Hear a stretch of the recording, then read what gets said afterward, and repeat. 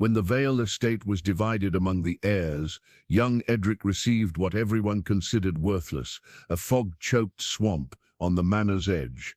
His brothers took the fertile farmland, his cousins claimed the timber forests, and Edric was left with mosquitoes and mud. The family laughed, the townsfolk whispered their pity. For months he lived in a crumbling cottage, watching mist roll across stagnant water, resigned to obscurity.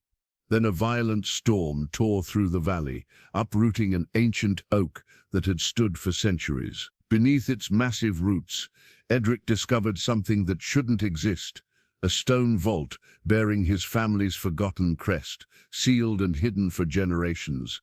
What he found inside would change everything, but what secret could be so valuable that it was buried in the most worthless land on the estate? Before we continue, tell us where you're tuning in from, and if this story touches you, make sure you're subscribed, because tomorrow I've saved something extra special for you. The Vale estate had stood for 3 centuries, a testament to old money and older pride. The manor house rose from the Gloucestershire countryside like a stone monument to permanence, its weathered walls covered in ivy that had grown thick as a man's wrist. Beyond the manicured gardens stretched 1,200 acres of English land, rolling fields of wheat and barley, dense timber forests of oak and elm, pastures where cattle grazed beneath ancient hedgerows, and at the far eastern boundary, where morning mist gathered like ghosts, the swampland that nobody wanted. Lord Cornelius Vale had ruled this domain for 47 years, with an iron will and a reputation for shrewd judgment. When he died in the winter of 1846, the whole county turned out for his funeral.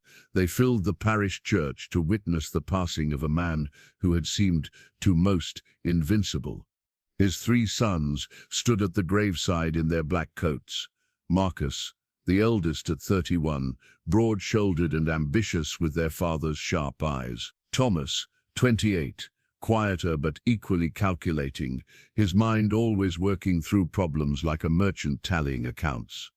And Edric, 23, the youngest and the scholar, the one who had disappointed his father by preferring books to business. The reading of the will took place in the manor's library, that wood-panelled room where Cornelius had made every important decision of his life. Mr. Whitmore, the family solicitor, had travelled from London for the occasion. He was a thin man with spectacles that caught the firelight as he unfolded the heavy document, its pages covered in their father's precise handwriting. Marcus sat forward in his chair, confident. He had worked alongside their father for a decade, learning the estate management, the tenant relationships, the investments that kept the Vale fortune growing. Thomas relaxed with practiced ease, knowing his portion would be substantial. Their cousin Beatrice, their late uncle's daughter, sat with folded hands, expecting a generous bequest. Edric stood by the window, watching rain streak the glass. He expected little and wanted less. He had spent the last 5 years at Oxford studying history and classical languages, while his brothers built their futures. His father's disappointment had been palpable during those rare visits home. Mr. Whitmore cleared his throat and began to read. The estate was not to be kept whole, as tradition might have suggested. Lord Cornelius had divided his lands among his sons with mathematical precision. To Marcus went the northern farmlands, 400 acres of the finest soil in the county, along with the tenant farms that generated steady income. Thomas received the timber forests to the west, 300 acres of mature hardwood that could be harvested for generations. The manor house itself would become Marcus's, as the eldest son, and to Edric went the swampland. 150 acres of waterlogged earth on the eastern boundary, land that had been left wild for as long as anyone could remember. The fog-choked marshes where nothing grew but sedge grass and twisted willows. The portion of the estate that had always been considered worthless. The silence in the library was profound. Marcus tried to hide his smile. Thomas coughed into his hand. Beatrice, who received a comfortable annuity, looked at Edric with something approaching pity. Mr. Whitmore continued reading, noting that a small cottage on the edge of the swampland was included in Edric's inheritance, along with a modest annual income, enough to live on. The document contained no explanation for this division, no fatherly advice or sentiment, just the cold distribution of property that spoke volumes about Lord Cornelius's judgment of his youngest son. That night, after the others had retired to their comfortable rooms in the manor, Edric walked out to see his inheritance for the first time. The cottage sat hunched against the darkness, its thatched roof sagging, its windows like empty eyes. Beyond it, the swamp stretched into the mist, a realm of shadow and stillness, broken only by the occasional call of a night bird. He stood there for a long time, feeling the weight of his father's final disappointment settle on his shoulders like the cold drizzle that had begun to fall. Mrs. Hadley found him there an hour later. She was the only servant who had offered to follow him to this forsaken place. She had been with the Vale family for 30 years, had nursed all 3 boys through childhood fevers, and had always shown Edric a particular kindness that his father never had. "It's not the land that makes a man," she said quietly, handing him a lantern. "Your father knew many things, Master Edric, but he didn't know everything." Edric looked at her weathered face in the lantern light. "He knew I was a failure. He knew you were different," she corrected. "That's not the same thing at all." They walked back to the cottage together, and Mrs. Hadley began the work of making it habitable. Over the following weeks, she scrubbed and mended while Edric arranged his books on makeshift shelves and tried to convince himself that a quiet life of obscurity might have its own value. The cottage had 3 rooms and a lifetime of neglect. The main room served as kitchen, dining area, and sitting room combined. A narrow staircase led to a bedroom under the eaves, where the ceiling sloped so steeply that Edric could only stand upright in the center. The 3rd room, barely larger than a closet, became Mrs. Hadley's quarters. She insisted on staying, despite Edric's protests that he couldn't pay her properly. "I've saved my wages for 30 years, she told him firmly. "I'll spend my final years where I choose, and I choose here." The swampland itself was a world unto itself. In the grey light of early morning, mist rose from the water in thick columns, transforming familiar shapes into phantoms. Twisted willows grew at odd angles, their roots half submerged in black water that reflected nothing. Reed beds rustled with hidden movement. The air hung heavy with the smell of decay and growth intermingled, that peculiar scent of wetlands where life and death occupied the same space. Edric spent his first weeks exploring the boundaries of his inheritance. He wore his oldest clothes and boots that were soon caked with mud. He learned which patches of ground would hold his weight and which were treacherous.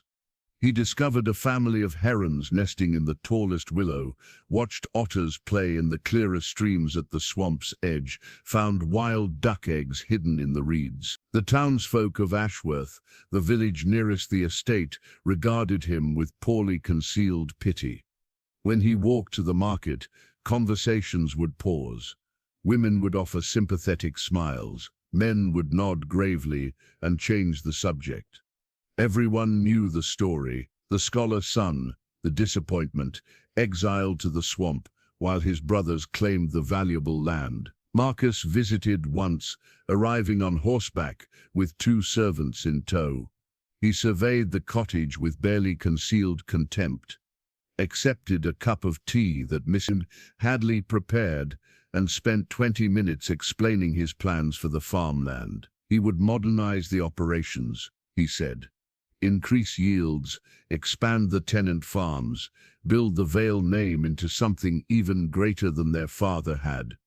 "And you, Edric?" Marcus asked, standing to leave. "What are your plans for this?" He gestured vaguely at the window, beyond which the swamp stretched in its eternal gloom. "I'm still deciding," Edric replied. Marcus smiled. "Well, at least you'll have plenty of time to think. That's one advantage of having nothing else to do." After he left, Edric stood at the window for a long time, watching the mist swallow the path his brother had taken. Thomas came a week later, more subtle in his condescension but no less clear in his assessment. He brought a bottle of their father's brandy and suggested they drink to Lord Cornelius's memory.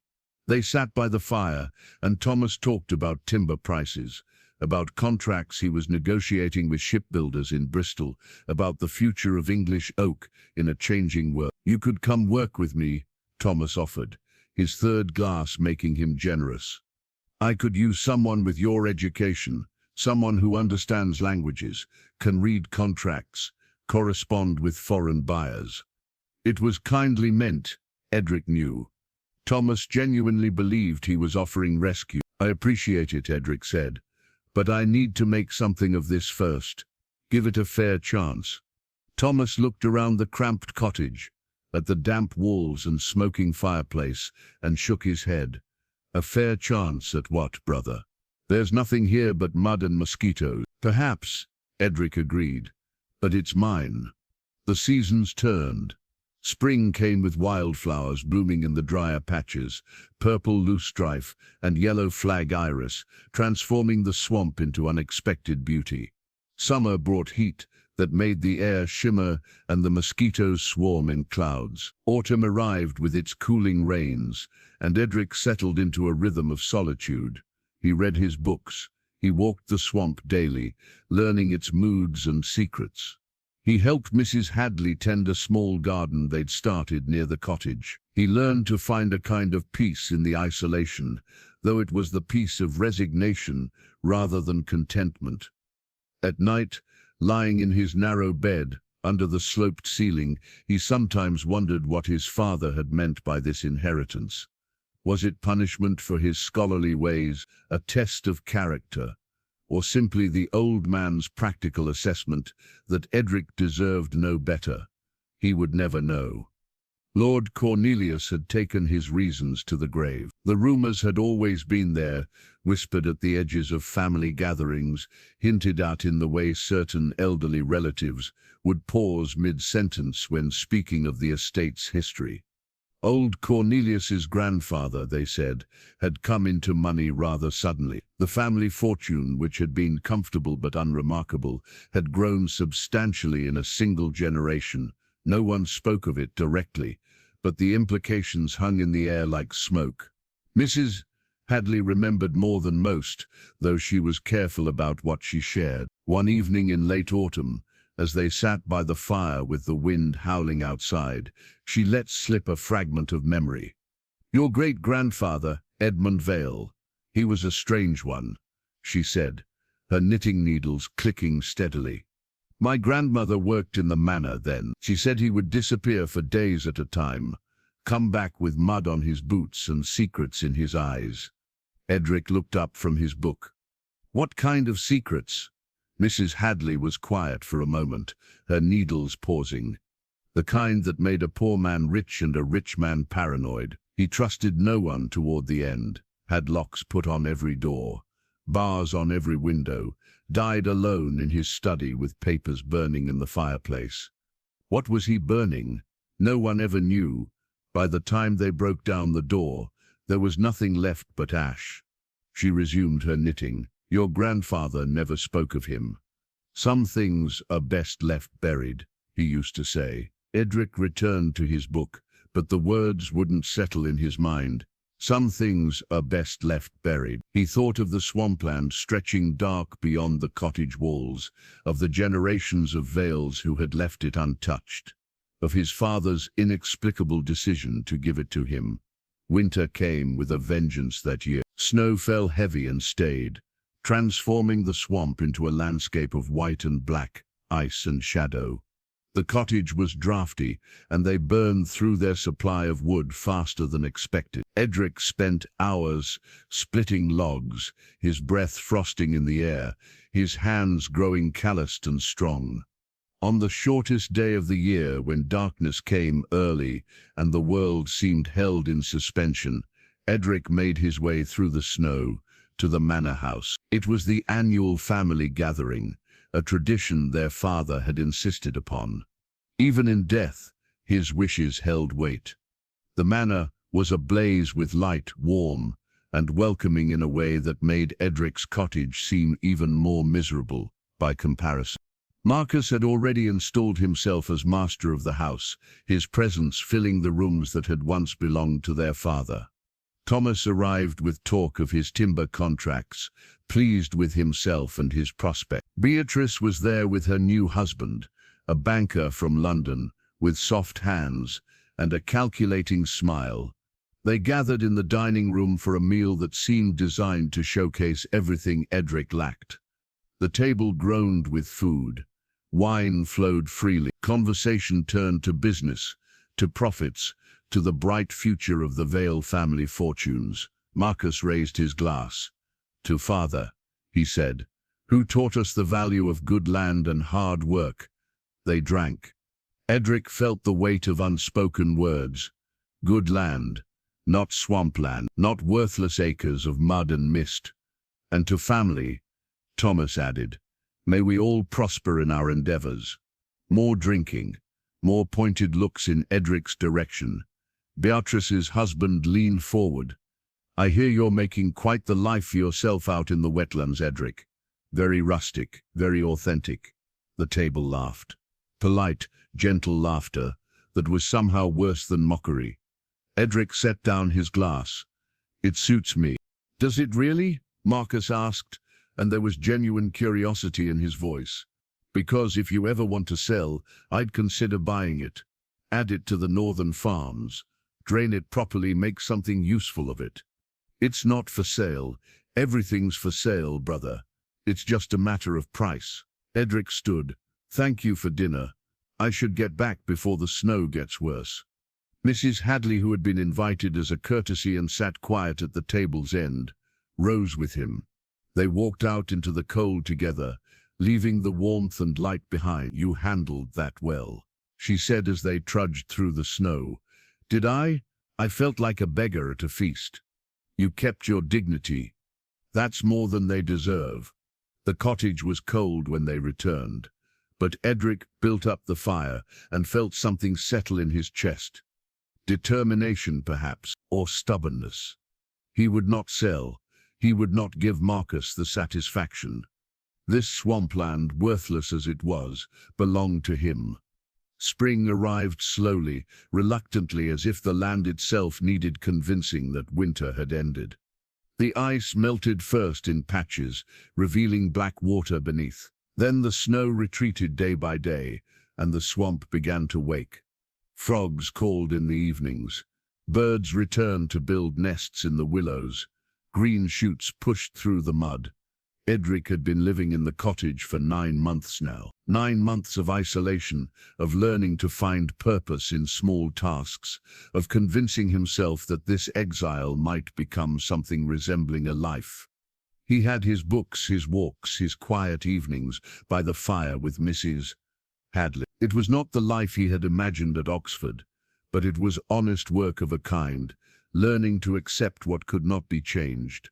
He had begun to map the swampland, creating detailed sketches of its boundaries and features. It gave him something to do with his days and satisfied his scholarly instincts. He noted the deeper pools, the firmer ground, the seasonal variations in water levels. He documented the wildlife, kept records of weather patterns, observed which plants thrived where. Mrs. Hadley watched this project with quiet approval. "You're making sense of it," she said one evening, studying his maps spread across the table. "Finding order in the chaos, or just giving myself the illusion of purpose," Edric replied, but he smiled as he said it. "Purpose is purpose, however you come to it." The cottage had improved under their care. They had patched the roof, replaced broken window panes, whitewashed the walls. The small garden had expanded.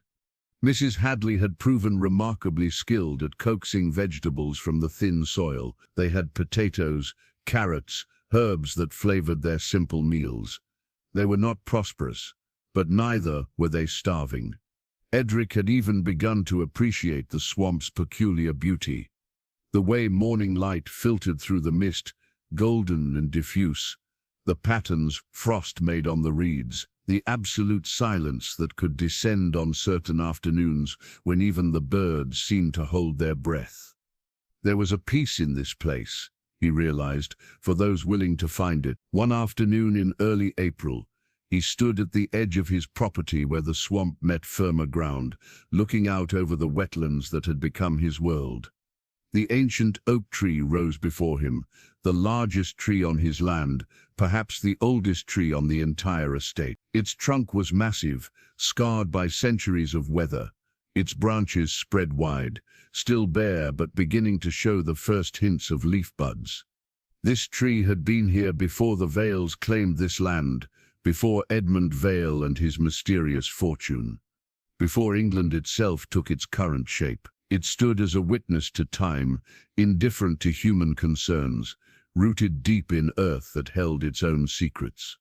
Edric had grown fond of this tree. He often came here to think, to read, to simply exist in its ancient presence. It represented something permanent in a world that had proven disappointingly changeable.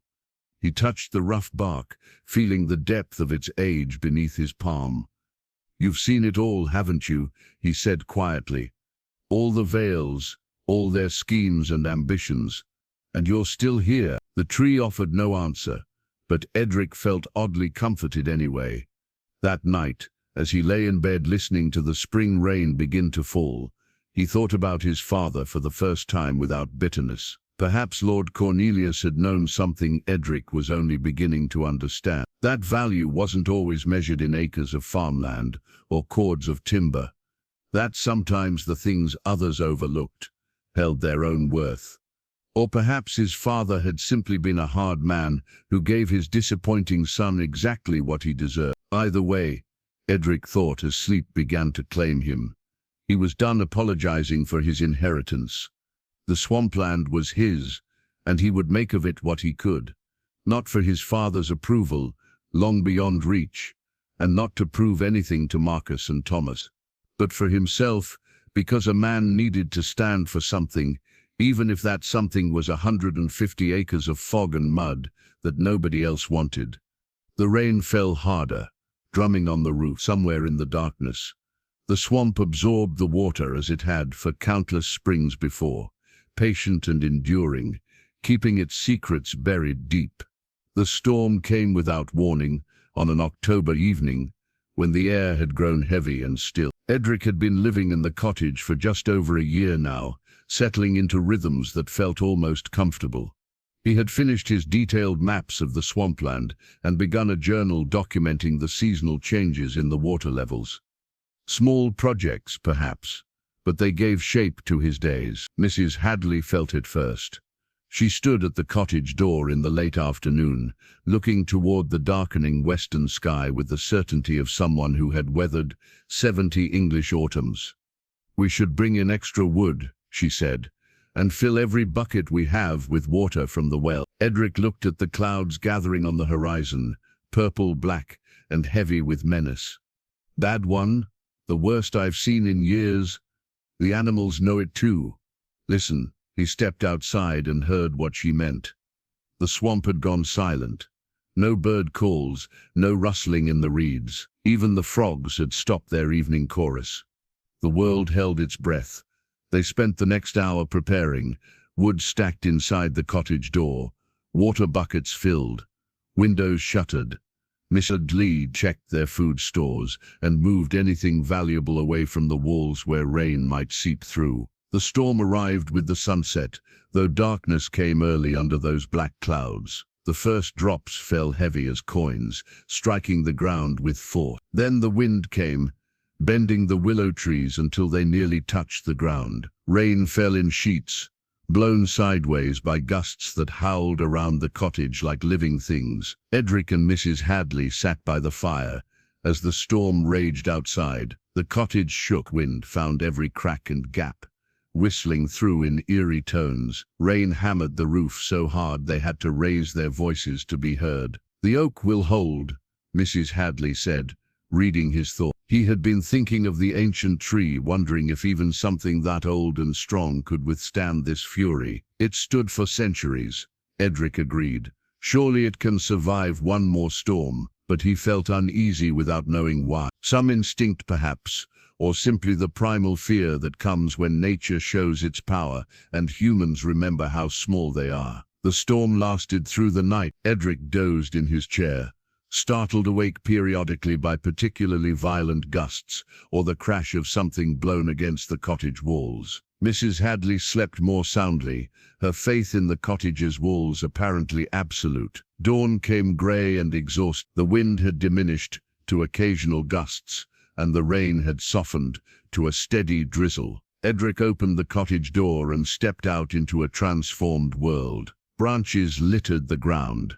One of the shutters had torn loose and lay broken in the mud. The garden was flattened, their carefully tended vegetables beaten into the earth. But the cottage still stood, and for that, Edric felt grateful. He walked out into the swamp to assess the damage, his boots squelching through mud and standing water. The willows were bent, but not broken. The reeds had been flattened, but would recover. Nature had a way of bouncing back from these assaults, he had learned. Given time, the swamp would heal itself. Then he rounded the bend in the path and stopped. The ancient oak was down. It lay on its side like a fallen giant, its massive root ball torn from the earth, and standing 10 feet high, a wall of roots and soil and stone. The trunk, easily 6 feet in diameter, stretched across the path and into the water beyond. Branches that had reached toward the sky for centuries now pointed uselessly in every direction.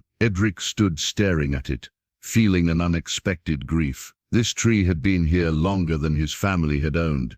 This land, it had survived wars, plagues, countless storms, and now, in a single night, it was gone. He walked closer, circling the enormous root ball, marveling at the size of it. The roots went deep, deeper than he would have imagined, pulling up layers of earth and rock as they tore free. Then he saw it. Where the deepest roots had torn free, there was stone, not the natural rock of the region, but worked stone, dressed blocks, fitted together with precision. And at the center, where the roots had ripped away earth and revealed what lay beneath, there was a surface too smooth to be natural. Edric's heart began to beat faster. He climbed carefully over the twisted roots, slipping on wet soil, until he could see clearly what the storm had uncovered. A vault, built of stone blocks, partially revealed by the oak's violent uproot, and on the visible portion, carved into the stone with skill and care,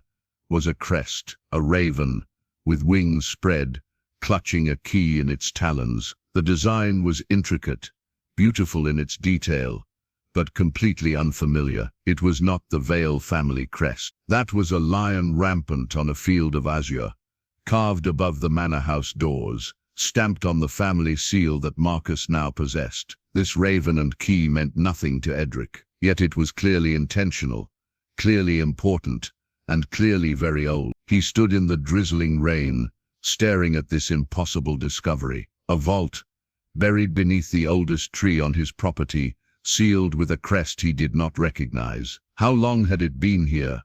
Who had built it? And why had it been hidden in the one part of the estate that everyone considered worthless? Questions tumbled through his mind, each one leading to another. He reached out and touched the carved stone, feeling the grooves of the raven's wings beneath his fingertips. The stone was cold and wet from the rain, but solid, enduring. He needed to tell someone, but who? Marcus would claim it immediately, insist that anything found on Vale land belonged to the family as a whole, which meant belonged to him as head of the family. Thomas would calculate its value before even knowing what it contained. The thought of bringing either of his brothers here made Edric's stomach tighten. No, not yet. First he needed to understand what this was. Then he could decide what to do about it. He returned to the cottage, his mind racing. Mrs. Hadley looked up from sweeping water that had seeped under the door. The oak came down, he said. I expected as much. Old as it was, I'm surprised it lasted through lesser storms. There's something beneath it, something built, a vault of some kind. Mrs. Hadley stopped sweeping. Her face went very still. What kind of vault? Stone, well made, with a crest carved on it. a raven holding a key. She set the broom aside slowly and sat down in her chair. Her hands, Edric noticed, were trembling slightly. "You've seen that symbol before," he said. It was not a question. Mrs. Hadley was quiet for a long moment. Outside, the rain continued its steady rhythm on the roof. Finally, she spoke, her voice low and careful. "My grandmother told me things, stories she heard from her grandmother, about the old days before the Vales became respectable, before they were lords of the manor with their fine titles and their proper ways." "What kind of stories?" "The kind that families don't repeat in good company, about how fortunes are really made, about the things men do when no one is watching." She looked at him directly. "About secrets that are meant to stay buried." Edric pulled a chair close to hers. "Tell me." "There were groups, back then, secret societies, they'd call them now, merchants and traders, who operated outside the usual channels. They had their own codes, their own symbol. They moved goods that couldn't be moved openly, money that couldn't be accounted for, influence that couldn't be bought through normal means. And the raven? I don't know for certain, but my grandmother said that some of these groups, they marked their place, their meeting spots, their storage houses. They used symbols that meant nothing to outsiders, but everything to those who knew." "You think the Vales were part of something like this?" Mrs. Hadley nodded slowly. "Your great-grandfather Edmund, he came into money suddenly, more than a gentleman farmer should have, and he was afraid at the end. Afraid of something, burning papers, locking doors. A man doesn't act that way unless he has something to hide." Edric stood and walked to the window, looking out toward where the fallen oak lay with its secret exposed to the grey sky. "I need to open it. Are you sure you want to know what's inside?" He turned back to her. "I've spent a year living in exile on worthless land, Mrs. Hadley. If there's something down there that explains why, then yes, I want to know." The next 3 days were spent in careful excavation. Edric worked alone, using a shovel and his hands to clear away the remaining soil around the vault entrance. The stone blocks were fitted together with remarkable precision, the kind of craftsmanship that spoke of serious purpose. This was not some farmer's root cellar or a simple storage pit. This had been built to last, built to keep secret. The entrance was sealed with a heavy stone slab that bore the raven crest in its center. Around the edges, Edric could see where some kind of mortar or seal had been applied, long since hardened to the consistency of rock. He would need tools to break through, and he would need to be careful not to damage whatever lay within. On the 4th day, he made his way to Ashworth village. The blacksmith there, a man named Garrett, had always been courteous to Edric, despite his reduced circumstances. Edric commissioned a heavy iron pry bar and a set of chisels, paying from his modest allowance, and trying not to think about how little would remain for the month's other expenses. "Building something?" Garrett asked, as he took the measurement. "Tearing something down," Edric replied, which was true enough. Back at the cottage, he waited for the tools to be ready and tried to contain his impatience. Mrs. Hadley watched him pace the small rooms with knowing eyes. "You should tell someone," she said on the evening of the 5th day. "Your brothers, at least. This could be important. It could be nothing. An old storage vault, empty for a century. Why get them involved until I know what it is? Because secrets have a way of growing larger, the longer you keep them." Edric stopped pacing. "Did your grandmother tell you that too?" "No, that's just the wisdom of getting old." She set down her knitting. "But I understand why you're waiting. They've treated you poorly, those brothers of yours. You want something of your own first. Is that so wrong?" "Not wrong, no. Just human. We all want to feel we have value, especially when others have told us we don't." He collected the tools from Garrett 3 days later. The pry bar was solid iron, heavy and well-balanced. The chisels were sharp, their edges gleaming. He carried them back to the swamp wrapped in canvas, looking over his shoulder more than once to make sure no one followed. The work of breaking the seal was harder than he anticipated. The mortar had fused with the stone over the decades, becoming almost as hard as the blocks themselves. Edric worked for hours, his hands blistering, sweat running down his face despite the cool autumn air. He chiseled carefully around the edges of the entrance slab, working to break the seal without damaging the stone beneath. Mrs. Edley brought him lunch and watched for a while without speaking. Then she returned to the cottage, and Edric continued his work alone. By evening, he had cleared most of the seal. The entrance slab was loose now, rocking slightly when he put his weight against it. But it was too heavy to move alone. He would need leverage, and he would need help. That night, sitting by the fire with his aching hands wrapped in cloth, Edric made a decision. There was one person he could trust with this secret.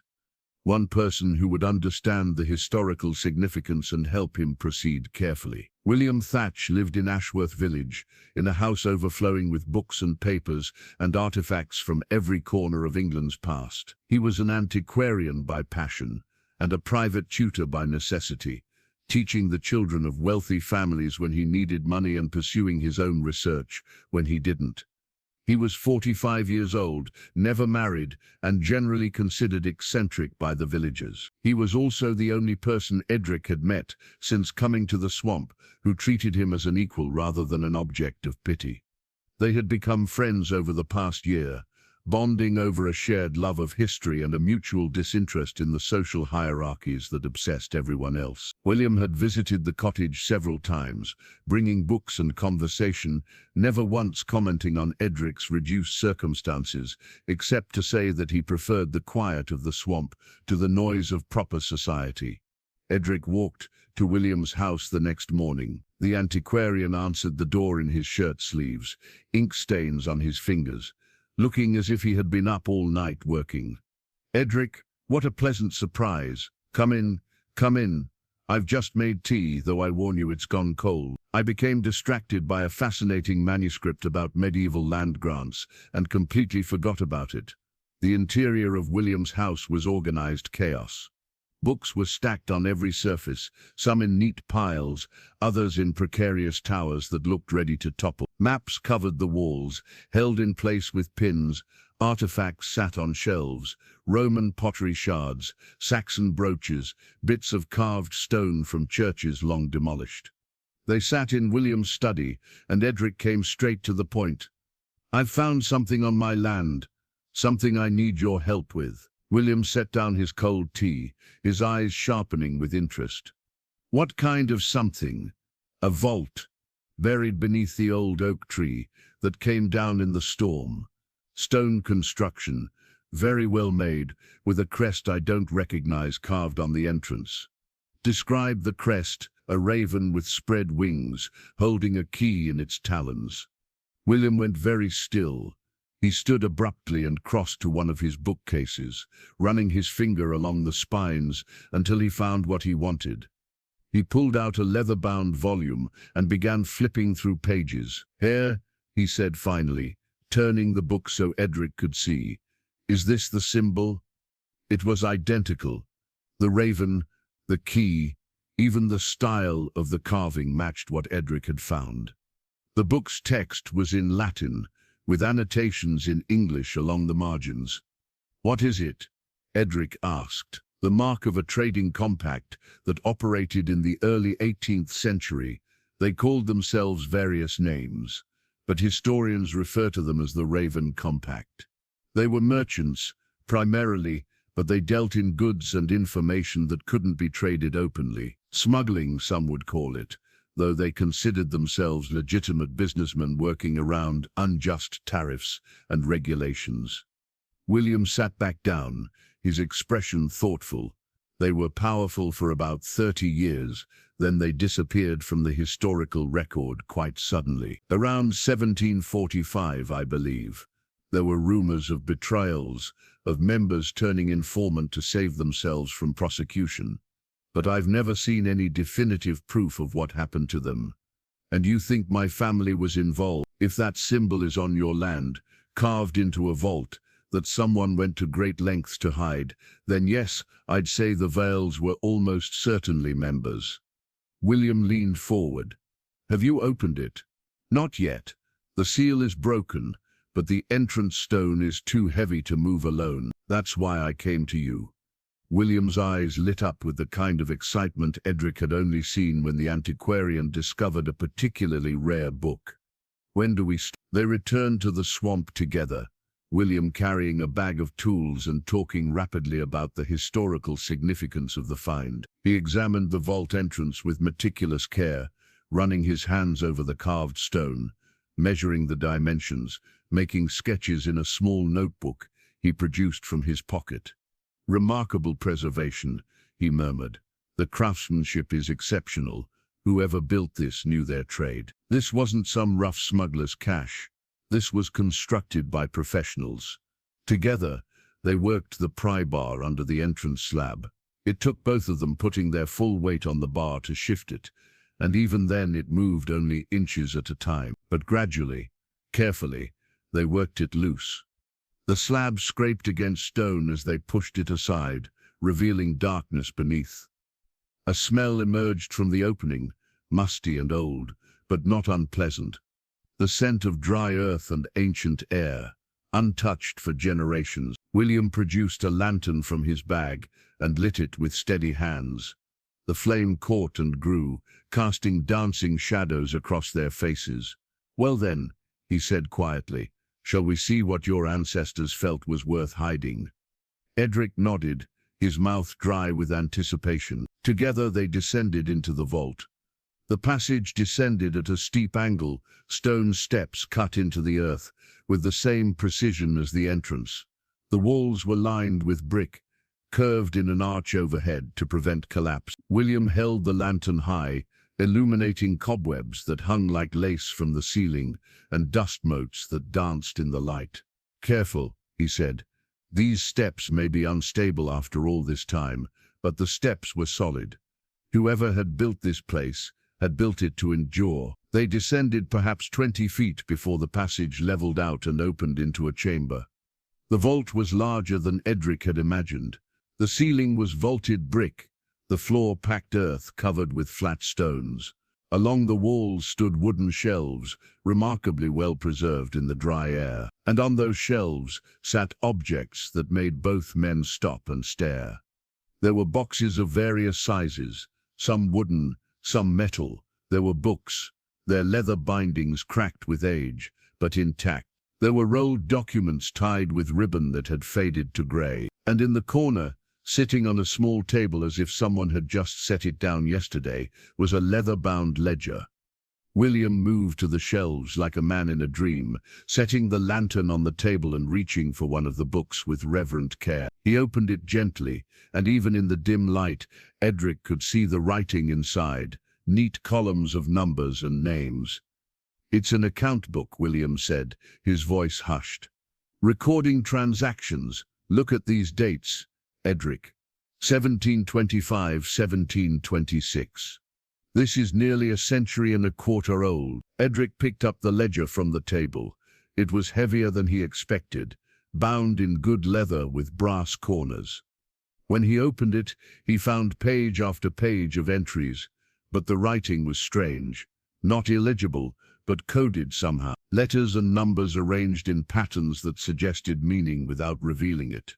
"This one is encrypted," he said, showing William. The antiquarian's eyes widened. "A cipher. They used ciphers to protect their records. Standard practice for groups operating outside the law." He took the ledger carefully, turning pages and studying the entries. "This is remarkable, Edric. This is a primary source document from a secret society that most historians believe destroyed all their records. Do you understand what we've found here?" Edric looked around the chamber, at the shelves full of records and artifacts, at the evidence of careful planning and serious intent. "We found proof that my family was involved in something they went to great lengths to hide. More than that, we found a window into a lost piece of history. If we can decode these ledgers, we could learn about trade networks, about how money moved through England in the early Georgian period, about the whole shadow economy that existed alongside the official one." William's enthusiasm was infectious, but Edric felt something else as well, a growing unease. His family had built their fortune on this, whatever this was. The comfortable life at the manor, the lands and titles, the respectability that Marcus and Thomas took for granted. All of it might trace back to whatever was recorded in these coded pages. "We should catalogue everything," William said, already pulling out his notebook. "Document what's here before we move anything. This needs to be done properly, methodically." They spent the next 2 hours examining the vault's contents by lantern light. William made detailed notes, while Edric carefully opened boxes and examined documents. They found coins, some English, some foreign. They found letters in various languages. They found maps marked with routes and locations, though the names meant nothing to Edric. And they found, in a small wooden box lined with velvet, a heavy gold ring. The band was thick, beautifully crafted, and on its face was engraved the same raven and key symbol that marked the vault entrance. William held it up to the light. A signet ring. The members would have used this to seal documents, to prove their identity to other members. "This is extraordinary." Edric took the ring and slipped it onto his finger. It fit perfectly, as if it had been made for him. The gold was warm against his skin, and he felt an odd sensation looking at it. This ring had belonged to one of his ancestors, had been worn by someone who had stood in this very chamber, who had helped build and hide this place. "We need to decode the ledger," he said quietly. "I need to know what they were doing, what my family was really built on." The work of decoding the ledgers consumed the next 3 weeks. Edric and William met nearly every day, sometimes at the cottage, sometimes at William's house, spreading the documents across tables and attempting to crack the cipher that had protected the Raven Compact's secrets for over a century. William brought books on cryptography, on historical codes and ciphers used in the 18th century. They tried substitution ciphers, transposition ciphers, even simple letter-shifting techniques. Nothing worked. The code was more sophisticated than they had anticipated. "Whoever created this system knew what they were doing," William said one evening, rubbing his tired eyes. "This isn't some amateur's attempt at secrecy. This is professional-grade encryption." Edric stared at the page in front of him, rows of letters and numbers that refused to yield their meaning. His frustration was growing, but so was his determination. Somewhere in these coded entries was the truth about his family's past, and he would find it. Miss Edley brought them tea and watched them work with patient amusement. "You know," she said one afternoon, "my grandmother used to say that the old families had keys to their codes, physical keys, or books, or something that would help them remember the system. Otherwise, how would they train new members?" William looked up sharply. "A key text, of course. They would need something to reference, something that wouldn't seem suspicious if found. A common book that everyone might own." They returned to the vault and searched more carefully, looking for anything that might serve as a cipher key. And there, on the bottom shelf, almost overlooked among the account books, was a worn copy of the King James Bible, its leather cover cracked and faded. "Too obvious?" Edric asked, holding it up. "Or exactly right," William replied. "The Bible would be in every household. No one would question why you owned one. And it's long enough to serve as an excellent cipher base." They brought it back to the cottage and began testing it against the coded entries. William explained the system as they worked. Bible codes used the text as a reference point, with numbers indicating book, chapter, verse and position within the verse, to identify specific letters. It took hours of painstaking work, but gradually the code began to break. The first entry they successfully decoded was dated March 15, 1728. It read, "Delivered 40 casks, French brandy to Southampton. Payment received in gold. Profit, £63. Smuggling," William said quietly. "As I suspected, they were moving goods without paying tariffs." They continued decoding, entry after entry, revealing the scope of the compact's operations. They smuggled wine, brandy, tobacco, tea, all the luxury goods that the English government taxed heavily. They moved the goods through a network of coastal contacts, storing them in hidden warehouses, selling them to wealthy buyers who were happy to avoid the official import taxes. And the Vales were deeply involved. The name Edmund Vale appeared repeatedly in the ledgers, along with notations of his contributions and his share of the profits.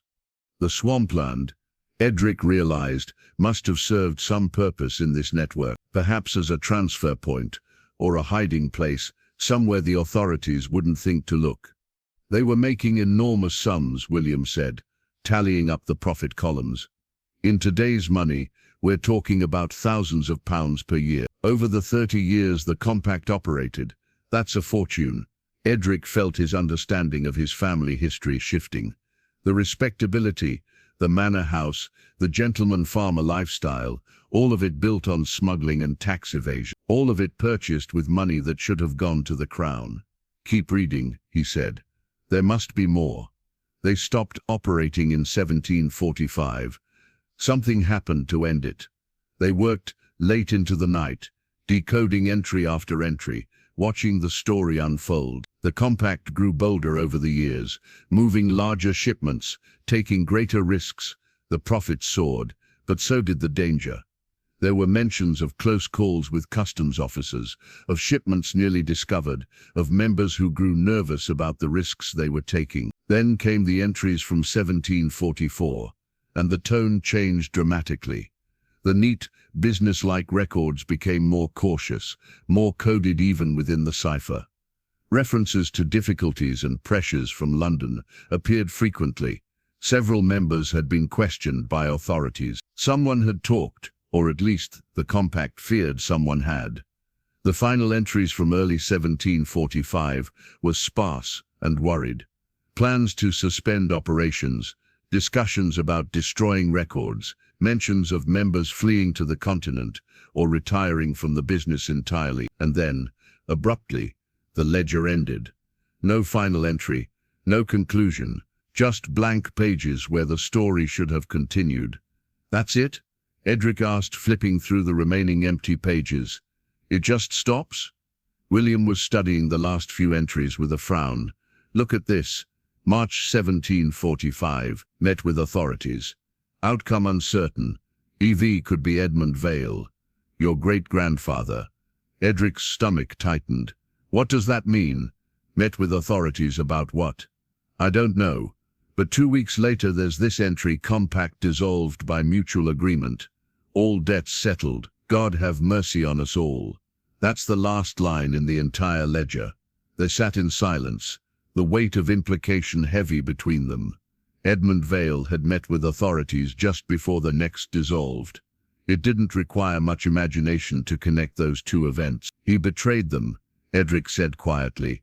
That's what happened. He turned informant to save himself. Possibly, or he was simply questioned and the others panicked. We're reading between very sparse lines here. But Edric knew. He could feel the truth of it, settling into his bones like a chill. His great-grandfather had betrayed his partners to protect himself, and in exchange had been allowed to keep his fortune.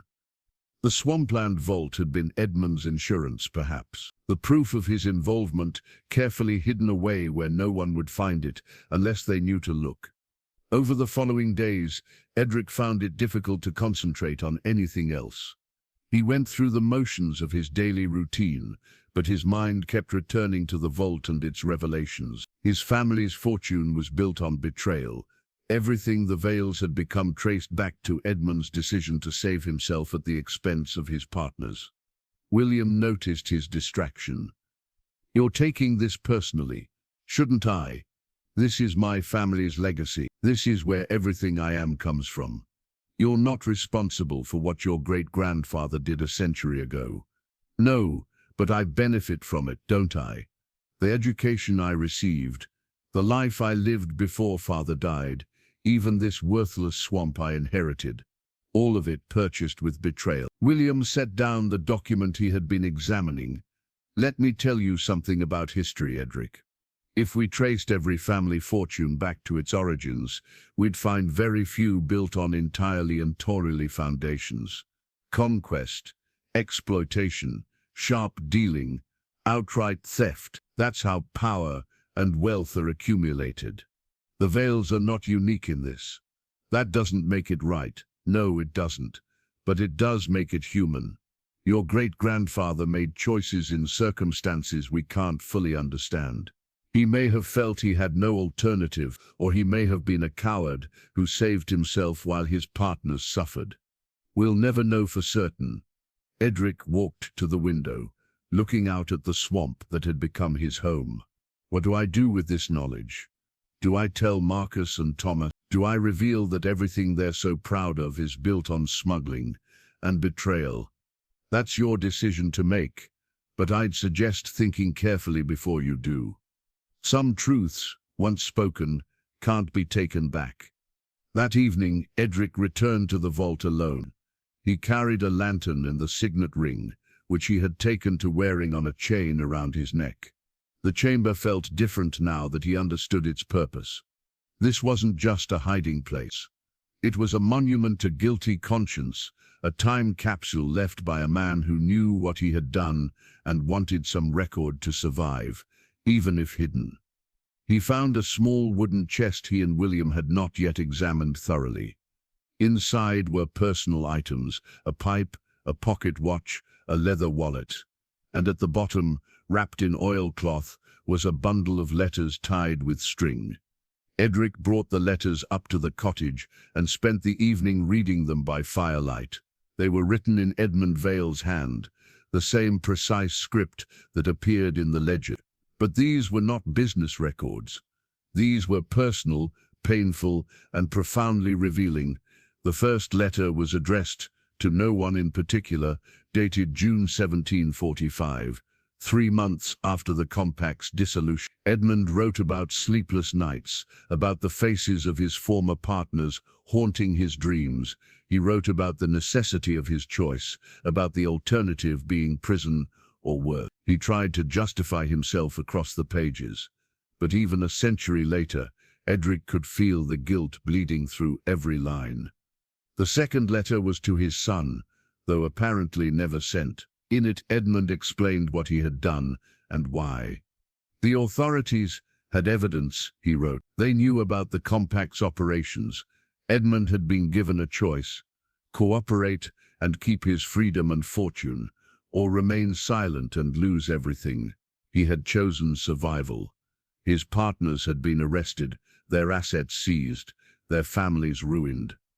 I am a coward, Edmund wrote. I know this truth about myself and must live with it. But I chose to protect my family's future at the cost of my honor. Perhaps you will judge me for this. Perhaps history will. But I could not bear the thought of my children suffering for my crimes. Edric set the letter down, his hands shaking. The honesty was almost worse than the betrayal itself. Edmund had known exactly what he was doing, and had done it anyway. The third letter was the longest and the most important. It was addressed to whichever of my descendants finds this vault. Edmund had anticipated this moment, had planned for someone to eventually discover his secrets. If you are reading this, then you have found what I hid, Edmund wrote. I leave these records not as a proud legacy, but as a confession and a warning. The wealth our family enjoys was purchased with betrayal. I saved myself by sacrificing others who trusted me. I have hidden proof of my crimes here, along with a portion of the wealth I should have forfeited, but did. The letter went on to describe what Edmund had done with the money the authorities never found. He had converted it to gold and jewels, portable wealth that could be hidden. He had buried it in 3 locations on the estate, marking them on a map that he included with the letter. One cache was here in the swamp, beneath the ancient oak. The other 2 were on what would eventually become Marcus's farmland and Thomas's timber forest. I chose the most worthless land on the estate for these hiding places, Edmund continued. Land that future generations would overlook, that no one would disturb. The swampland in particular has been considered useless for centuries. I gambled that it would remain so. The letter concluded with something that made Edric's breath catch in his throat. I do not expect forgiveness. I do not deserve it. but I hope that whichever descendant finds this wealth will use it more honorably than I obtained it. The Raven Compact was destroyed because of my cowardice, but many of the families involved were not guilty of more than trying to make a living under unjust laws. If you have the courage I lacked, you might find a way to make amends. I leave that choice to you, along with this burden of knowledge. The letter was signed with Edmund's name and sealed with the Raven signet ring, the same ring now hanging around Edric's neck. He sat staring at the pages for a long time after finishing. His great-grandfather had not just hidden wealth. He had hidden a legacy of guilt and a challenge to future generations. The question was, what to do with it? The next morning he showed William the letters. The antiquarian read them in silence, his expression growing more somber with each page. 3 caches, William said finally. 1 here, 1 on Marcus's land, 1 on Thomas's. And you're the only one who knows, because I inherited the worthless swamp, Edric said. Edmund was clever. He knew the valuable land would be divided among successful heirs, but this swamp would go to whoever the family considered least important. He was counting on that person being curious enough to dig beneath the surface. And he was right. So now what? Do you claim it all? Tell your brother? Search for the other caches? Edric looked at the map Edmund had drawn, showing the locations marked with small ravens. I need to think about what Edmund asked, about making amends. For 2 days, Edric wrestled with the decision alone. He walked the swamp, sat by the fallen oak, held Edmund's map in his hands, and tried to imagine what the right choice might be. The wealth was technically his family's property, hidden on family land, but it had been stolen, in a sense, kept when it should have been forfeited. And Edmund's challenge echoed in his mind. Use it more honorably than I obtained it. On the 3rd day, he made a decision. Before searching for the other caches, before telling anyone else, he needed to understand the full scope of what Edmund had hidden. He needed to open the cache beneath the oak. He returned to the vault with proper excavation tools. The chamber itself had been Edmund's first hiding place. The business records and personal items meant to tell the story. But Edmund's letter had mentioned wealth hidden deeper, below the main chamber.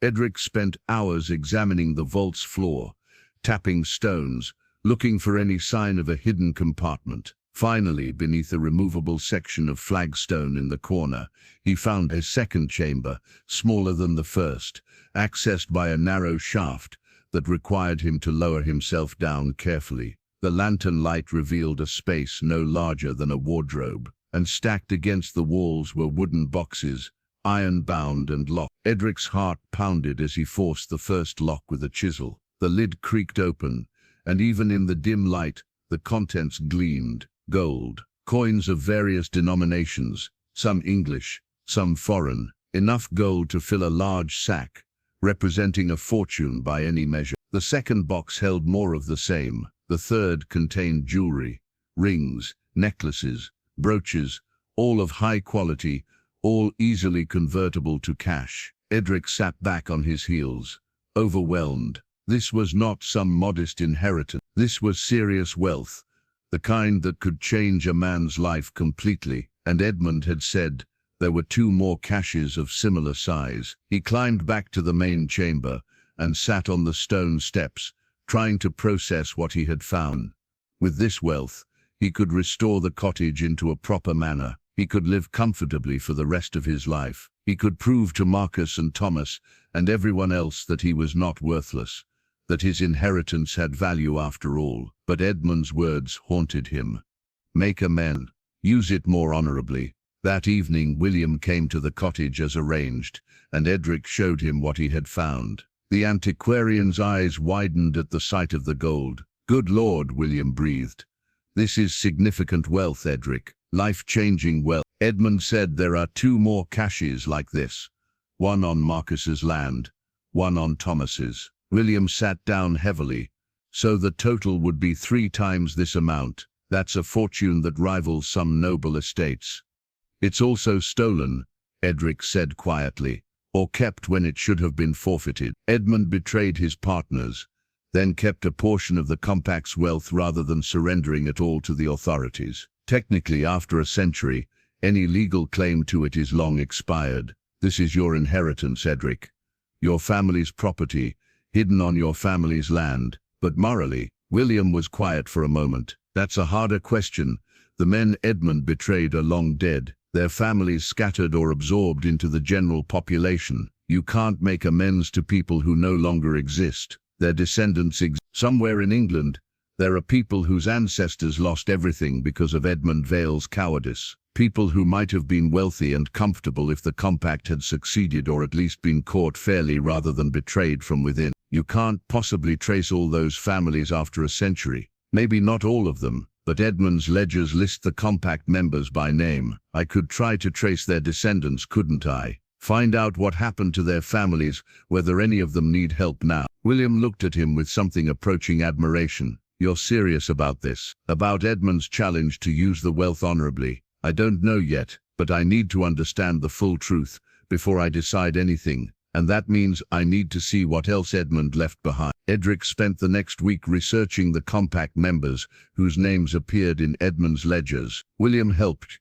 using his extensive library and connections with other antiquarians and historians. They wrote letters to parish record officers, searched old newspapers, traced family trees through baptismal and marriage records. What they discovered was sobering.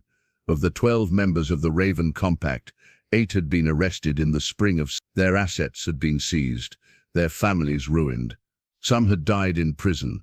Others had been transported to the colonies. Their children and grandchildren had scattered, falling from comfortable merchant class into poverty and obscurity. The remaining 4 members, including Edmund, had escaped prosecution. They had kept their wealth and continued their lives as respectable gentlemen. Edmund had been the one who made it possible by providing testimony to the authority. Here, William said, spreading a newspaper clipping on the table. It was from 1746, reporting the trial of 3 compact members. They were convicted of smuggling and tax evasion. The evidence against them included detailed records of their operation, records that could only have come from someone inside the compact. Edric read the article, feeling sick. The men had been sentenced to 7 years transportation to the American colonies. Their families had been left destitute, their property sold to pay fines and court costs. This is what Edmund's cooperation accomplished,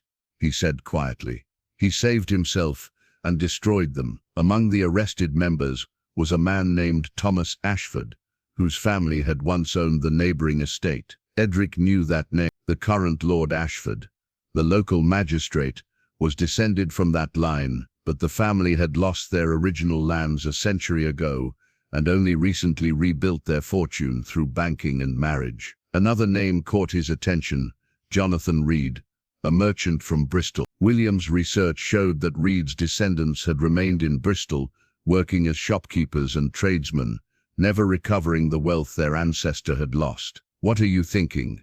William asked, watching Edric make notes. I'm thinking that Edmund was right. There are people alive today who suffered because of what he did, even if they don't know it. The Ashfords had to rebuild from nothing. The Reeds never recovered at all. These families lost their place in society because Edmund chose to save himself. You can't restore everything they lost. A century is too long. No, but I could help them now. If I use this wealth carefully, I could make a difference in their lives, set up trusts, provide opportunities, fund education for their children, not as restitution, exactly, but as Edmund asked, to make amends. William leaned back in his chair, studying Edric with a thoughtful expression. That's an honorable impulse, but it's also complicated. How do you give people money without explaining where it came from? How do you help without revealing the whole sordid history? I don't know yet, but I need to try. The decision made,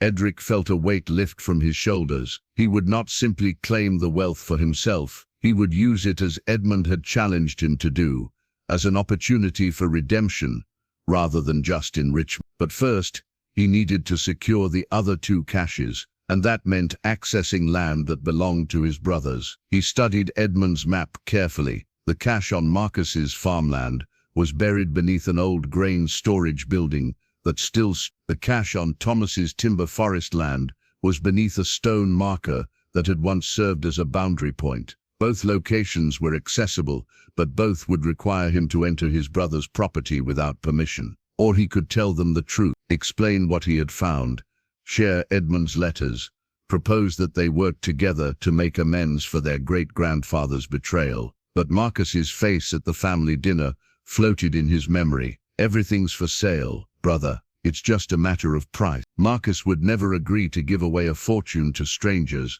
based on century-old guilt. Thomas might be more sympathetic, but he was practical above all else. The money would be too tempting. No, Edric decided.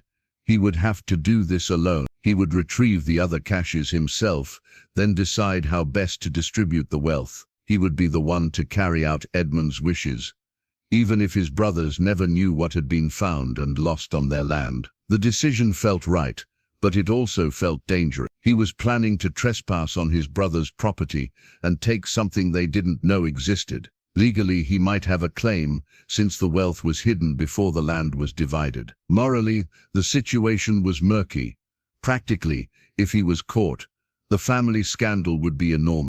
Planning the retrieval of the other caches required more care than Edric had anticipated. He could not simply walk onto his brother's property with a shovel and start digging.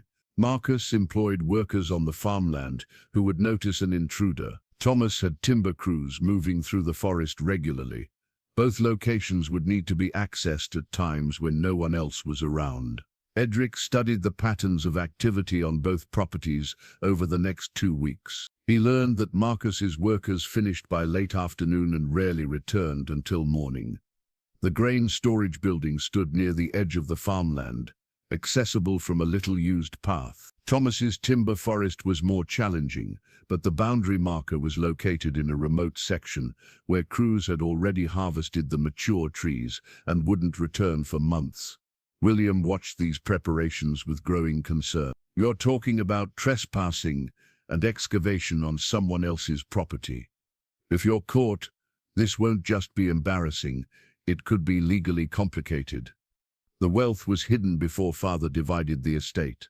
Technically, it's family property that happens to be on their land now.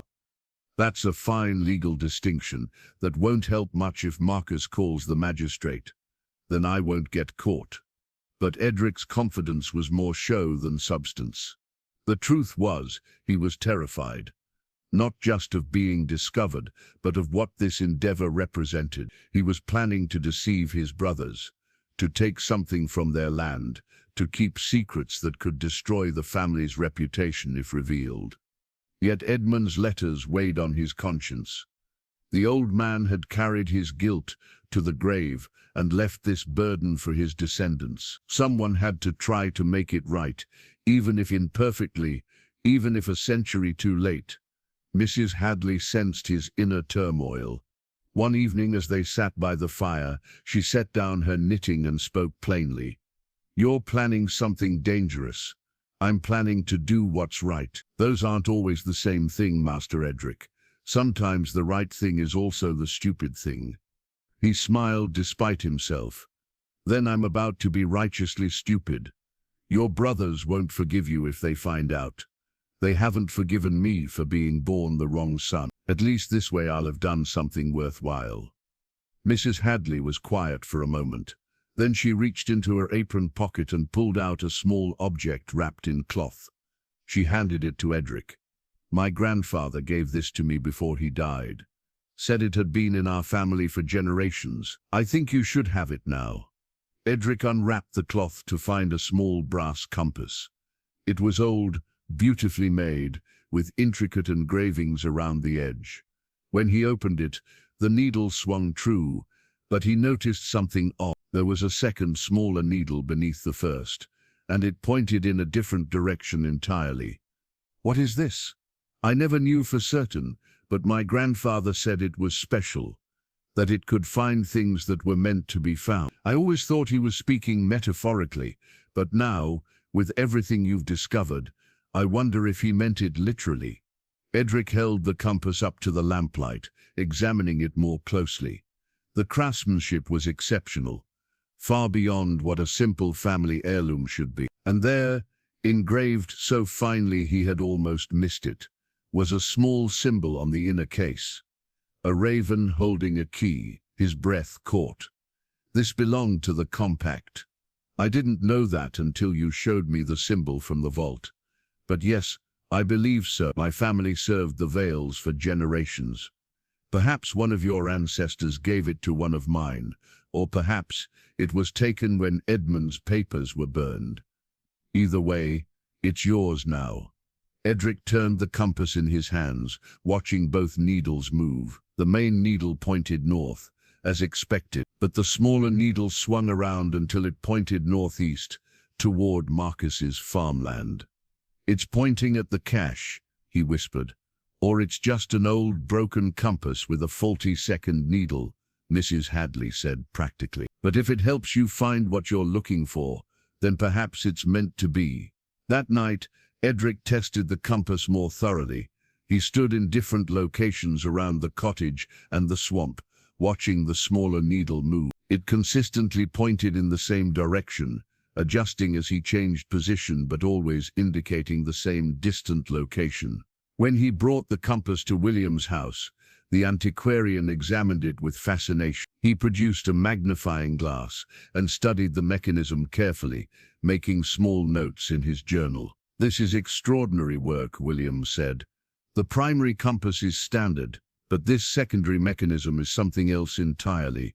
See how it's mounted on a different pivot point, and these tiny gears connecting to the case. But what does it do? How does it point to the caches?" William shook his head slowly. "I don't know. Compasses work by responding to magnetic fields. For this to point to specific locations, there would need to be something magnetic at those sites, or the compass itself would need to be calibrated in a way I don't understand." He opened the compass case fully, revealing the inner working. There, set into the base beneath the needles, was a small recess, perfectly sized for something round. "Look at this," William said. "There's a space for something to be placed here, something that would sit directly beneath the secondary needle." Edric felt a chill of understanding. He reached beneath his shirt and pulled out the chain, holding the signet ring. "Like this?" The ring fit perfectly into the recess. The moment Edric placed it there, the secondary needle began to move more purposefully. It swung around and locked onto a direction, with certainty, pointing with unwavering precision toward the northeast. "Remarkable," William breathed. "The ring must contain something magnetic, or there's some property of the metal that interacts with the compass mechanism." Edmund and the other compact members designed this as a way to find their hidden caches.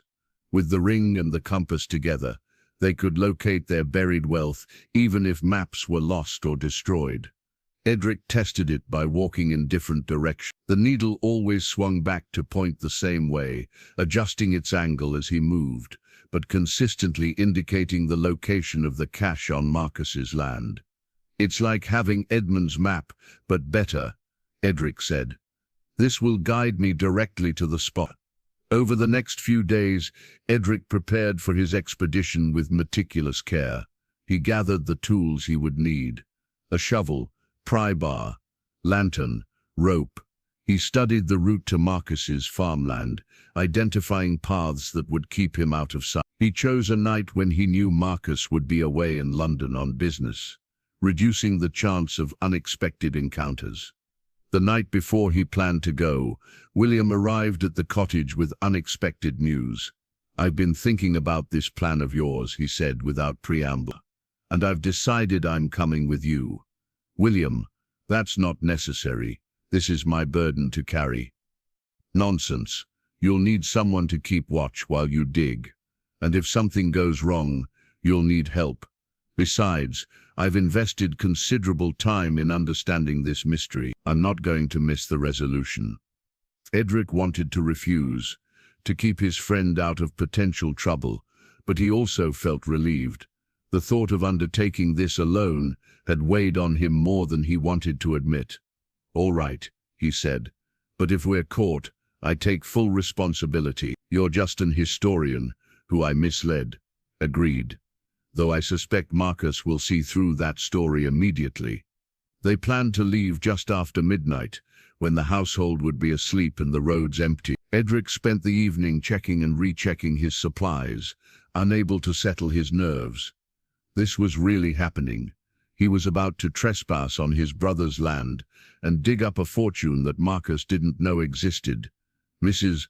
Hadley prepared a small pack of food and included a flask of brandy. "For courage or medicinal purposes," she said.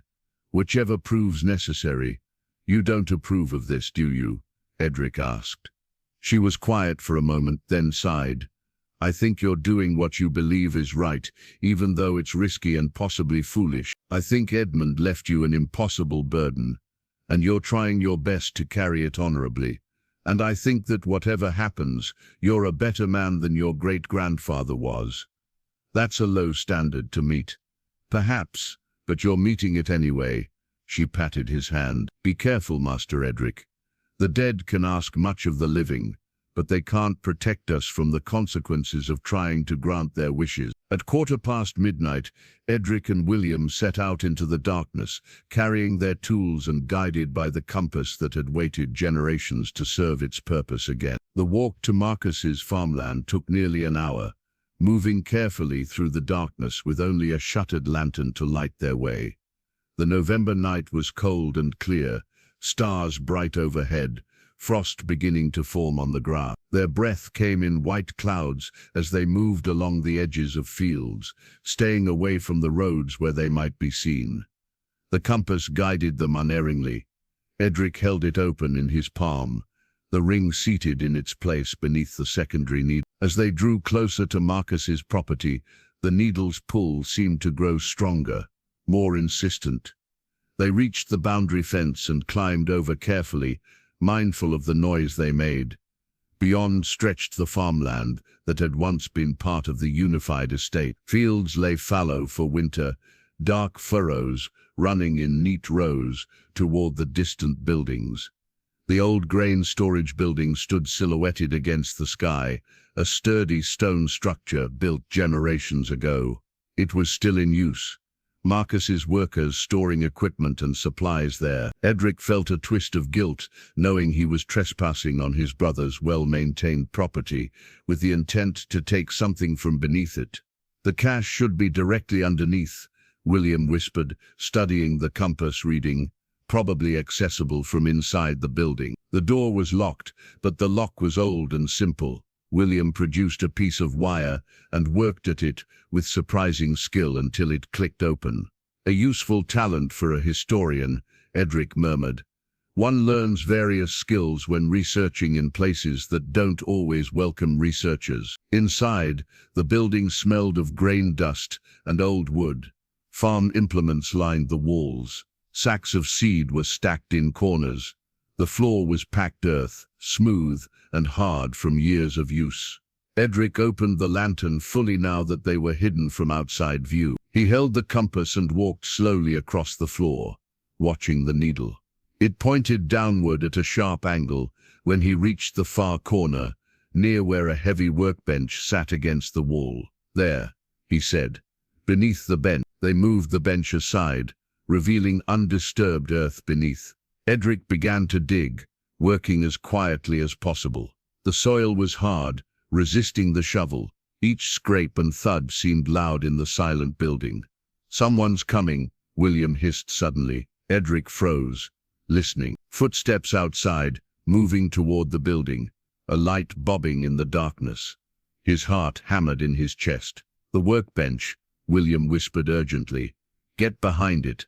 They scrambled to conceal themselves just as the door opened. A man entered carrying a lantern, one of Marcus's farmhands, checking the buildings before turning in for the night. He moved around the space, his light sweeping across the floor. Edric held his breath, pressed against the wall behind the bench, praying the man wouldn't notice anything amiss. The farmhand paused. Had he seen the disturbed earth, the shovel they had left leaning against the wall? Edric's mind raced through explanations, excuses, anything that might make this situation less damning. Then the man yawned, turned, and walked back out, pulling the door closed behind him. His footsteps faded into the distance. Edric released his breath in a shaky exhale. That was close. Too close. We need to work faster. They returned to digging with renewed urgency, knowing they had been fortunate once, but might not be again. Edric worked the shovel harder, less concerned with noise now that speed seemed more important. After 20 minutes of steady digging, the shovel struck something solid, stone. Edric cleared away a soil to reveal the top of a stone box, similar to the one he had found beneath the oak, but smaller. It was sealed with the same kind of mortar, the same raven symbol carved into its lid. "Help me lift it," Edric said. Together they pried the box from its resting place and carried it to the surface. It was heavy, almost too heavy for two men to manage.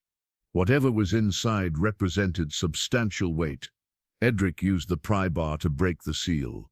The lid came free with a grinding sound that made them both wince. Inside, illuminated by the lantern light, was another fortune in gold and jewels, carefully packed and preserved. "Two down," William said quietly. "One more to go." Edric looked at the wealth they had just uncovered, then at the hole in the floor that would need to be filled and concealed. "We need to hide this somewhere safe until I can figure out what to do with it all. And we need to get out of here before that farmhand comes back." They worked quickly to fill the hole and restore the floor as best they could. The workbench went back in place. The box was wrapped in canvas and prepared for transport. Within 20 minutes, they had erased most signs of their presence, though anyone who looked carefully would know someone had been digging. They carried the heavy stone box between them through the darkness, moving as quickly as stealth would allow. The weight was considerable, forcing them to stop several times to rest and adjust their grip. By the time they reached William's house, both men were exhausted, their arms aching. "We'll hide it in my cellar for now," William said, unlocking his door. "No one will think to look there." They maneuvered the box down narrow stairs into a stone cellar that smelled of earth and old wine. William had already cleared a space for it earlier in the evening, covered with canvas and hidden behind stacks of old furniture. "One more to go," Edric said, rubbing his sore shoulders. "The cache in Thomas's timber forest. When? Give it a few days. Let things settle. Make sure no one noticed anything amiss at Marcus's place." But things did not settle peacefully. 3 days later, Edric was working in his small garden when Mrs. Hadley appeared at the cottage door, her face troubled. "Marcus is here," she said quietly, riding up the path. Edric's stomach tightened. He wiped the dirt from his hands and went to meet his brother, trying to keep his expression neutral. Marcus dismounted, his face dark with anger. "We need to talk." "Of course. Come inside. Here is fine." Marcus pulled a folded paper from his coat pocket. "One of my farm hands found evidence of digging in the old grain storage building. Disturbed earth, tools that had been moved. At first I thought it was vandals or thieves looking for stored equipment." Edric forced himself to remain calm. But then I remembered something, a story father once told me about great-grandfather Edmund, about how the old man had become paranoid toward the end, talking about things buried on the estate, about secrets that needed to stay hidden. Marcus's eyes were hard. "You found something, didn't you? In that worthless swamp of yours. There was no point in lying." Marcus knew, or suspected strongly enough, that denial would only make things worse. "Yes," Edric said simply, "and you've been digging on my property without permission, taking things that don't belong to you, taking things that were hidden there before Father divided the estate, before any of this land was specifically yours or mine." Marcus's face flushed with anger. "Everything on my land belongs to me. That's how property law works, little brother. Whatever you found and took, you had no right to it, even if it was placed there by our great-grandfather as part of a larger cache hidden across the entire estate. Especially then, if Edmund hid wealth on this land, it's part of the estate's asset. It should be divided equally among all heirs, not claimed by whoever happens to stumble across it first." Edric had known this confrontation was coming, but he had hoped for more time to prepare. There's more to the story than just hidden wealth, Marcus. There are reasons Edmund hid these things, reasons that reflect badly on our family. I don't care about century-old gossip. I care that my brother trespassed on my property and stole from me. I haven't stolen anything. I've recovered something that was hidden deliberately, that comes with obligations and responsibilities you don't understand. Marcus stepped closer, his voice dropping to a dangerous quiet. Then explain it to me, right now. Tell me exactly what you found, where you found it, and why you thought you had the right to keep it secret. Before Edric could answer, another horse appeared on the path. Thomas riding hard, his face flushed from exertion. He dismounted quickly and strode toward them. So it's true, Thomas said without preamble. Marcus sent me a message this morning about disturbances on his land. I went to check the old boundary marker on my timber forest property. Someone's been digging there too. Recently, Edric felt the situation spiraling beyond his control. Both brothers, both angry, both demanding answers he wasn't sure how to give. We're going to sit down, Marcus said, his tone brooking no argument. And you're going to tell us everything about what you found, about what you took, and about what gives you the right to go sneaking around our properties in the middle of the night like a common thief. They sat in the cottage's small main room, the space feeling cramped with 3 grown men and Mrs. Hadley, who refused to leave. Marcus took the best chair with the air of someone claiming his rightful place. Thomas stood by the window, arms crossed. Edric remained on his feet, trying to organize his thoughts. Start at the beginning, Marcus commanded. Leave nothing out.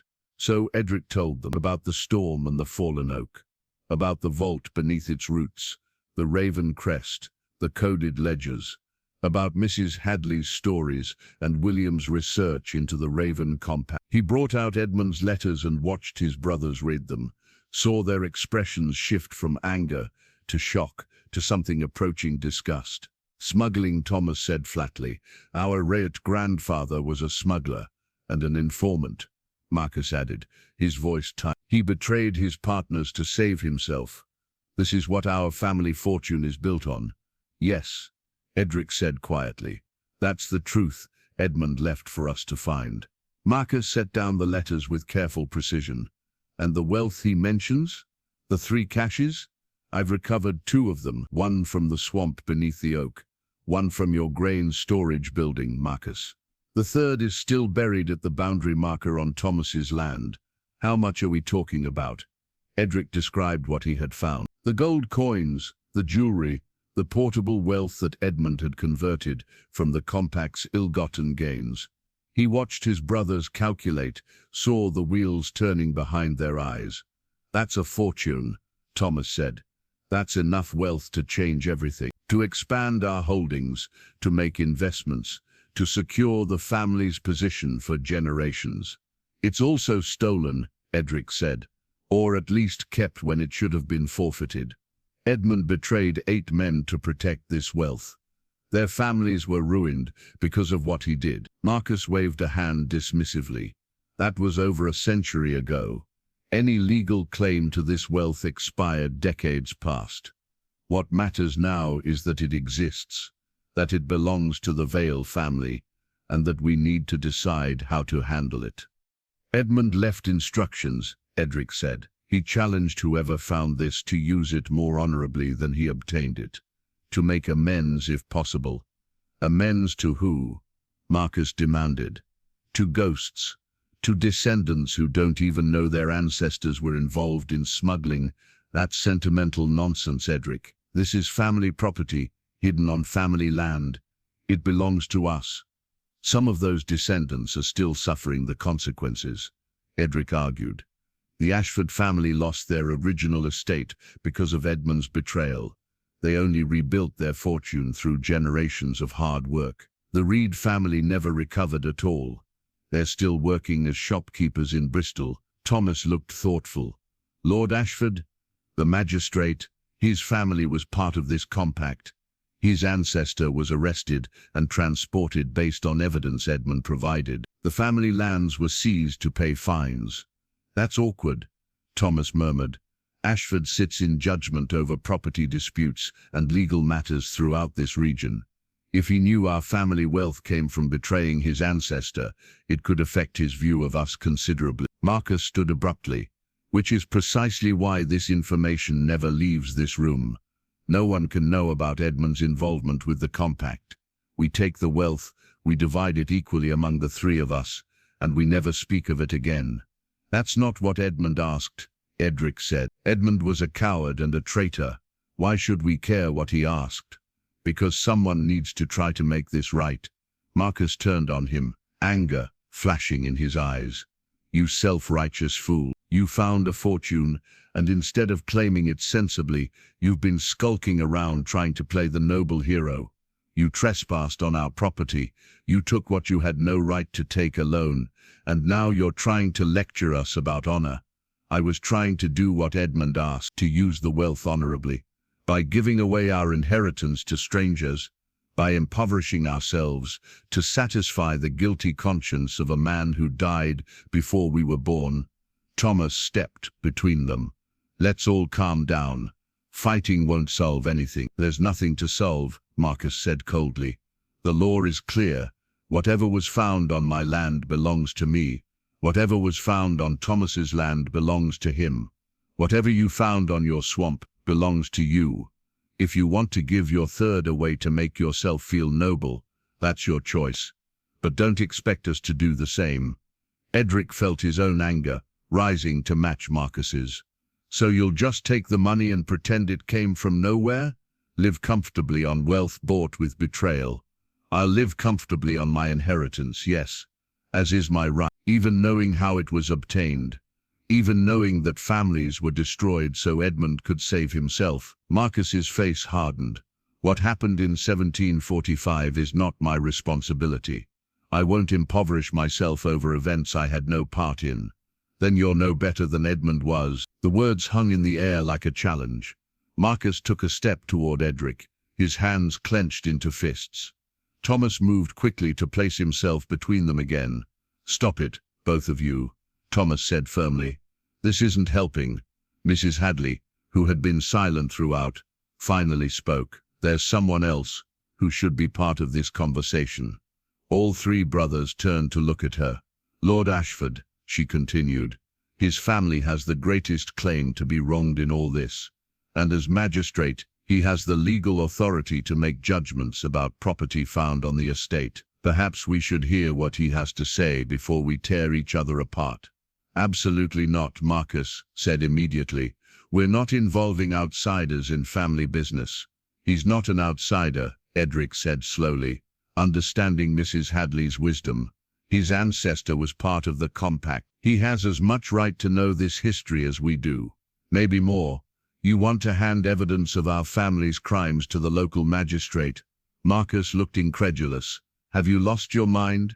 I want to do what's right, and I think that means being honest about what we've found and letting someone impartial help us decide what should be done with it. Thomas was quiet for a long moment, thinking. Finally he spoke.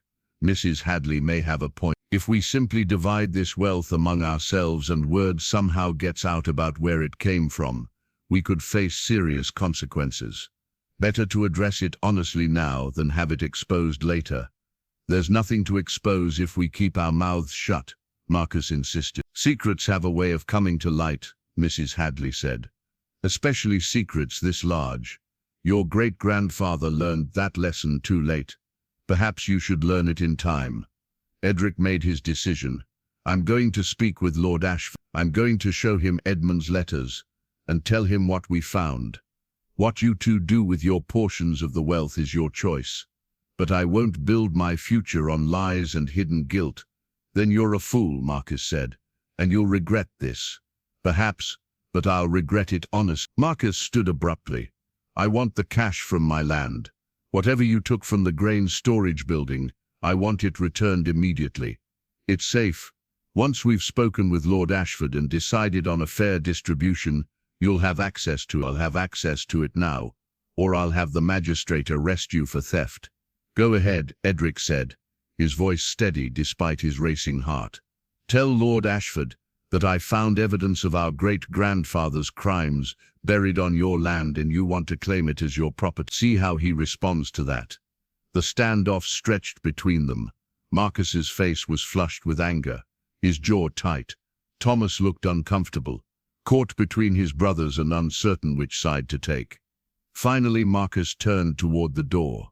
This isn't over. You've made an enemy today, Edric. Remember that. We were never friends, Marcus. You made that clear when father died, and you laughed at my inheritance.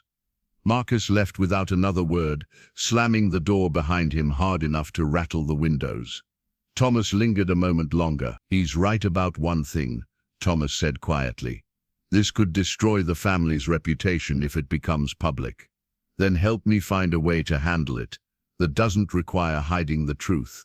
Edmund tried that, and it poisoned him until he died. Thomas nodded slowly. I'll think about it, but Marcus won't forgive this easily. He sees himself as head of the family now. You've challenged that authority, and he won't forget. After Thomas left, Edric sat down heavily, suddenly exhausted. Mrs. Hadley brought him tea and sat across from him. You did the right thing, she said. Did I? I've turned my brothers against me, risked scandal for the family name, and I still don't know how to make this right.